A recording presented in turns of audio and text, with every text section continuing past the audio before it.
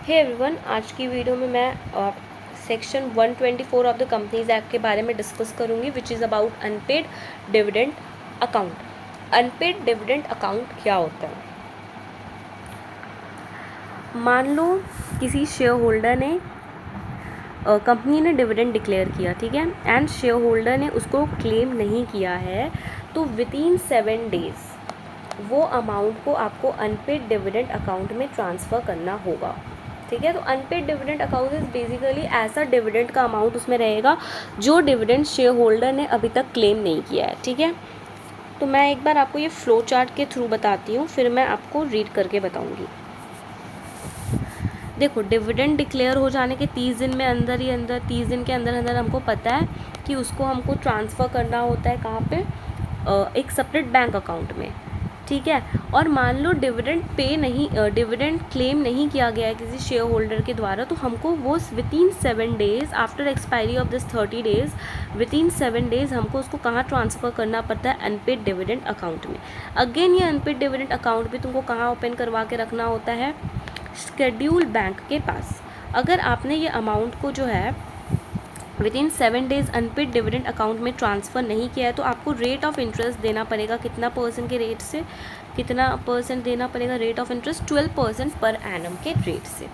ठीक है, and after 90 days एक स्टेटमेंट प्रिपेयर करना पड़ेगा रिगार्डिंग कि जो शेयर होल्डर ने डिविडेंड क्लेम नहीं किया उसका नाम बता दो, उसका लास्ट नोन एड्रेस बता दो, एंड बता दो कि कितना अमाउंट उसने क्लेम नहीं किया है। और वो जो स्टेटमेंट है उसको अपने वेबसाइट पे भी डालो, उसको गवर्नमेंट ने अगर कोई और वेबसाइट बोला है तो उधर भी डाल दो। एंड ये अनपेड डिविडेंड का अमाउंट को उसमें रखे हुए 7 साल बीत जाने के बाद IEPF फंड में आपको उसको ट्रांसफ़र कर देना होता है। अगेन ये मैंडेटरी है करना।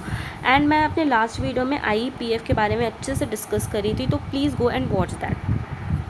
अब हम लोग ये मैं आपको शॉर्ट में ब्रीफ में बताई हूँ कि क्या करना होता है। मतलब डिक्लेयर करने के 30 दिन में आपको एक सेपरेट बैंक अकाउंट में डालना है, एंड अगर आपको after expiry of this 30 days अगर मान लो किसी शेयर होल्डर ने क्लेम नहीं किया डिविडेंड, तो विद इन 7 डेज़ आपको उसको कहाँ डालना है? अनपेड डिविडेंड अकाउंट में डाल देना है।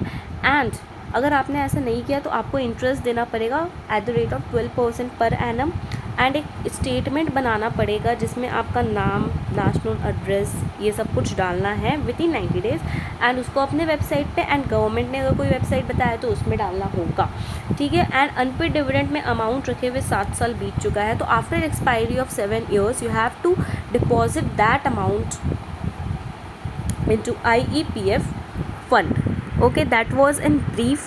Let me just discuss in detail. So अभी मैं आपको डिटेल में रीड कर करके अच्छे से बताती हूँ।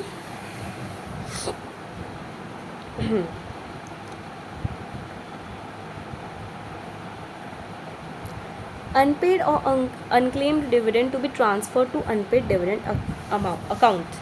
ठीक है, तो मैं आपको जैसे कि बोली, डिविडेंड डिक्लेयर हो जाने के विद इन 30 डेज़ अगर उसने क्लेम, किसी शेयर होल्डर ने क्लेम नहीं किया है, तो आपको विद इन 7 डेज़ उसको कहाँ डालना है? After expiry of 30 days with in 7 days आपको उसको कहाँ डालना है बेटा जी? एक स्पेशल अकाउंट जिसका नाम है अनपेड डिविडेंड अकाउंट में डाल देना है, जो कि आपको ओपन होगा शेड्यूल बैंक के साथ। ठीक है, नेक्स्ट क्या है? प्रिपेयर करना है स्टेटमेंट कितना?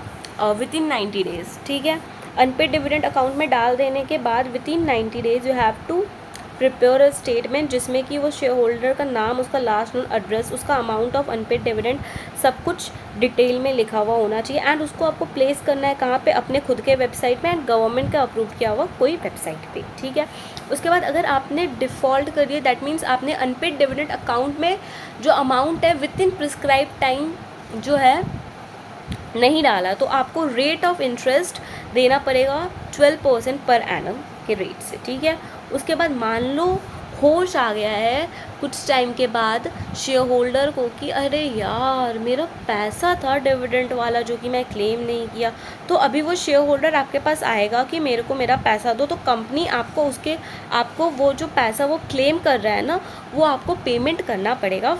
ठीक है, उसके बाद transfer of unclaim dividend account to investor education protection fund after expiry of 7 years आपको डालना पड़ेगा, एंड आपको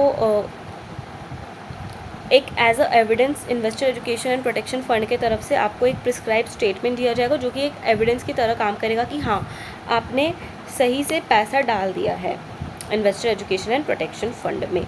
और वो शेयर्स को भी investor education and protection fund में डाल दो जिस शेयर्स में 7 लगातार साल, ठीक है, कॉन्जिक्यूटिव ईयर्स, 7 लगातार सालों के लिए जिस शेयर्स का डिविडेंड क्लेम नहीं किया गया उस शेयर्स को भी अनक्लेम डिविडेंड अकाउंट, उस शेयर्स को भी IEPF फंड में ट्रांसफ़र कर देना है। अगेन ओनर अगर क्लेम करता है तो उसको पैसा मिल जाएगा। And this is the punishment. So that's it for this video guys. I hope आपके लिए हेल्पफुल रहा हो। बाय।